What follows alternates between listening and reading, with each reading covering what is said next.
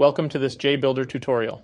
Today, we'll show you how to create a page jBoard that allows instant updates to your jBoard through Telegram.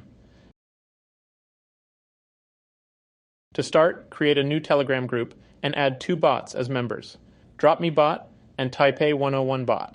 To get your Telegram group ID, add GetMyIDBot to the group. The bot will send a message containing the group ID. Remember to remove the GetMyIDBot after receiving the group ID to prevent it from sending repeated messages.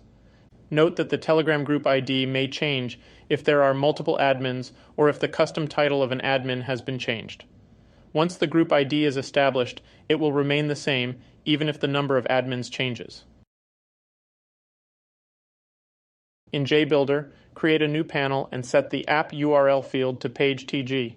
In the Params field, you must include the following basic variables for the page jBoard to work: ID, type, and count. Replace tggroup_chat_id with the group ID you received from the GetMyIDBot.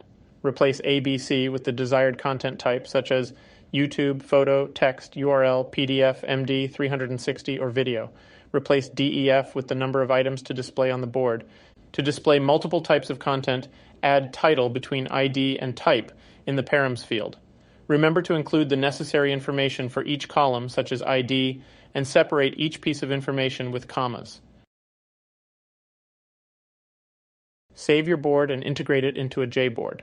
This step is necessary to see the content linked to your Telegram group. To use the tag function, add tag in between type and count in the Params field.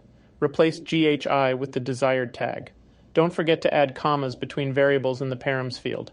You've now learned how to create a page jBoard for instant updates through Telegram and how to use the tag function. For more information and guidance on jBuilder, check out our other tutorials and user guides. Thanks for watching.